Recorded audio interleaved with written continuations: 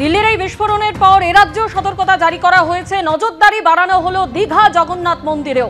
সেই সঙ্গে পর্যটন কেন্দ্রগুলিতে বাড়ানো হয়েছে নিরাপত্তা।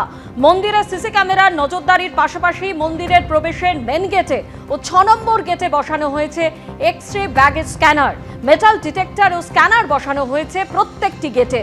দীঘা, মন্দারমণি, তাজপুর, শঙ্করপুর সহ সমুদ্র উপকূলবর্তী পর্যটন কেন্দ্রগুলিতে বাড়ানো হয়েছে নিরাপত্তা।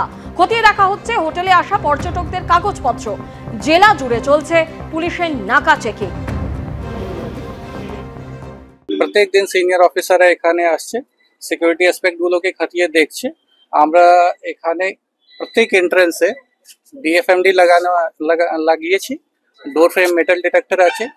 কন্টিনিউয়াস আমাদের ফ্রেস্কিং চলছে।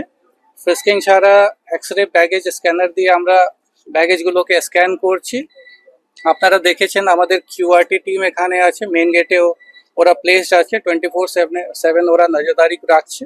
এছাড়া সিনিয়র অফিসারের নেতৃত্বে সুপারভিশনে আমরা সিকিউরিটি ডিপ্লয়মেন্ট করে আছি। সফেদ পোশাকের টিমগুলো আছে এখানে। সিসিটিভি ক্যামেরাগুলো লাগানো আছে within the campus premises also, outside also CCTV গুলো লাগানো আছে। আর 24/7 আমরা কন্ট্রোল রুম থেকে নিরাপত্তা রাখছি। হোটেলগুলো যে আছে কন্টিনিউয়াস ওখানে চেকিং এখনই চলছে।